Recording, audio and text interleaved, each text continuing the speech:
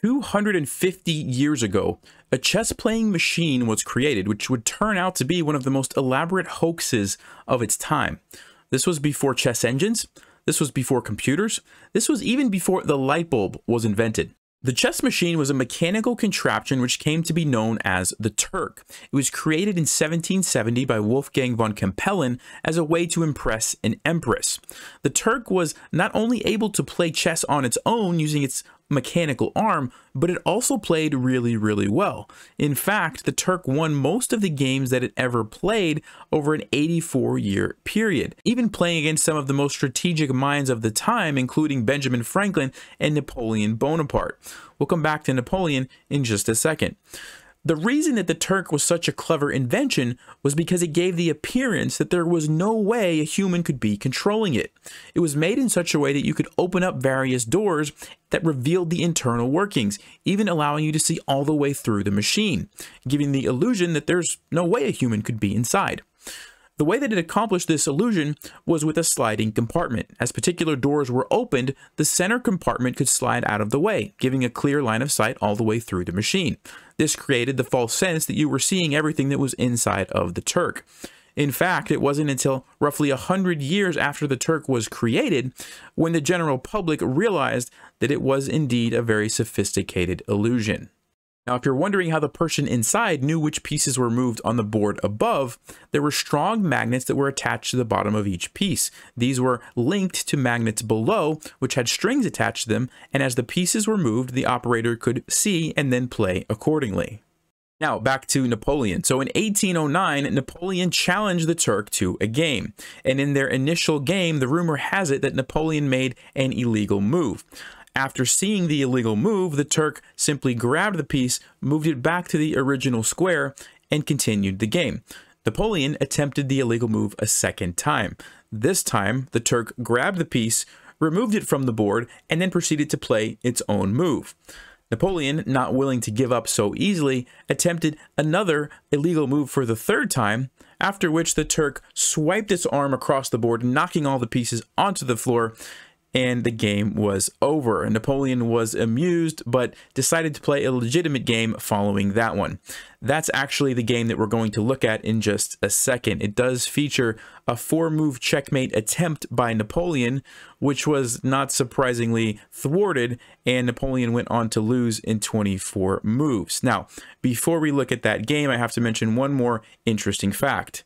So in addition to playing chess, the Turk could also perform what is called the Knight's Tour. This is a chess puzzle where you have to place a knight on an empty chessboard, and the knight has to move and cover every square on the chessboard, landing on it exactly one time. This is not easy to do, and an added level of difficulty is that you could place the knight anywhere on the board. Apparently, the Turk operator was able to do this successfully by having a pegboard down below which had the solution to the Knight's Tour puzzle mapped out. So regardless of where you place the knight on the chessboard, they could successfully complete the puzzle. I'll put a link down in the description below if you'd like to practice that puzzle yourself and see for yourself that it's not easy to do. But having said that, let's go ahead and jump into the game that the Turk played against Napoleon Bonaparte. Alright, so in the game, Napoleon was white and the Turk was playing as black. So we're looking at this from the viewpoint of the Turk. So like I mentioned, Napoleon plays the move Queen to F3, which is, as you know, the start of the Scholar's Mate. Queen to F3, Bishop to C4, and the point is that you're trying to get checkmate in 4 moves on F7. Now, against a strong player who knows what they're doing, this is not a good way to start the game, and we can see that the Turk plays it perfectly, simply developing a piece and defending the center pawn. Bishop to C4, now there's the checkmate threat, and the Turk simply plays the move Knight to F6. Now, I want to mention something here. If you are a beginner and you are struggling with defending against the 4-move checkmate, the easiest way to deal with this is to do exactly what the Turk does. Bring your Knight to C6, which defends your E5 pawn, and then you simply want to block the queen from getting to the F7 square. So in this case, the queen was threatening it like this, so you play Knight to F6, which blocks the queen. A mistake that some people make is that if they play Queen to H5 and you try to do the exact same thing, so you defend your pawn, Bishop to C4, and then you bring out the knight, you're not actually blocking the queen and you end up getting checkmated in 4 moves. So that's why I say the important thing to remember is that you always want to block the queen. So in this example, how do we block the queen? Well, we play the move G6. and now white has no good moves. They can't take our pawn because it's defended. The only thing they could do is come back, and again, we simply block the queen. There's one last little trick you could say. They try to line up over here, but you could simply play queen to e7, and black is doing very well. So let's jump back to the game, and the Turk handles this perfectly, simply blocks off the queen. All right. Knight to e2, bishop to c5, and Napoleon plays the move a3. Now, this is another less than optimal move because really you want to be developing your pieces, getting castled as quickly as you can. And every time you play a move like this, a3 or h3, you're slowing down your development. Now, sometimes GMs do play these moves, but there are very specific reasons. And generally speaking, you're going to fall behind if this is the kind of moves that you're making. We can see the Turk plays a very nice move d6, simply letting out his final piece. He's about to be ready to develop all 4 of his pieces. Castles, bishop to g4. And also, the queen move earlier is kind of another thing that goes against the general opening principles. Usually you don't want to bring your queen out too early, at least not until you've developed all of your pieces, and now we can see why. Napoleon has to waste a move moving the queen, and the Turk now has all 4 pieces developed. He's ready to start doing some sort of attack or castling or whatever the case may be, and Napoleon is really falling behind. Queen moves here. Knight to h5. This is a dual purpose move. The first point is that it does unleash the queen, and so now the Turk has options of bringing the queen over here to launch an attack on the king side. And also, at some point in the future, if this bishop trades for this knight could potentially find a nice home on f4 with the tempo on the queen. So, good move.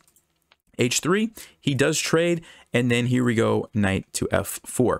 And what I want you to notice is Napoleon has now played one move with this pawn here, another move with this pawn here, 1, 2, 3 moves with the queen, and you can see how he's really behind in development. Look at all these pieces over here that have not been developed. And this is really the big risk, like I mentioned, with playing so many moves like this, queen moves, pawn moves, is that if you fall behind, you end up in a really bad position. That's exactly what happened here.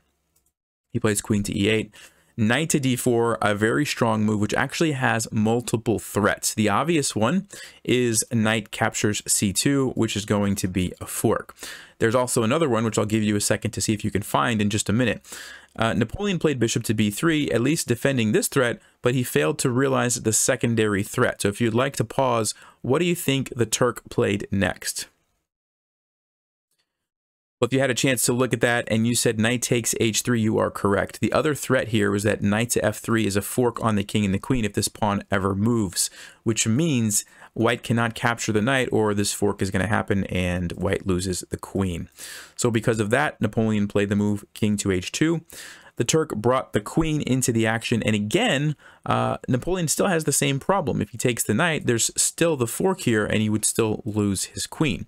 So because of that, he decides to play the move g3, creating an attack on the queen. The Turk plays knight to f3 check, delivering the fork.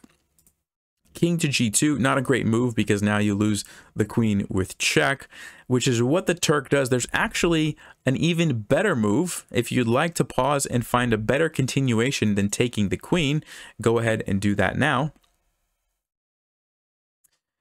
And if you had a chance to do that, the reason taking the queen is not the best move is because there's a mate in 3, and it starts with knight to f4 check. Now, white has 2 continuations. They can either take your knight, actually, they can take either knight, either with the king or with the pawn. So let's start with this one. If they capture this knight, you simply play queen to g4 check, forces the king here, and then queen to h3 is checkmate. And then the other option that white had would be to take this way, and now you simply play queen to h5 check, forces g4, and then queen to h3 is checkmate. So the Turk actually missed that, didn't see the checkmate in 3, and simply took the queen. But still, white's position is already losing here because you're taking the queen with check, and so Napoleon didn't have time to capture the queen. So the game went on for a few more moves, but the Turk played very well, saved the queen, captured the free pawn. Notice how Napoleon is still trying to develop his pieces. The queen comes in, and there's a checkmate threat here on f2. King to e2, Napoleon tries to run, but he's just losing all of his pieces. And a few moves later, the game ended in a checkmate on e2. Now, according to chessgames.com, Johan Alger was operating the black pieces during this game.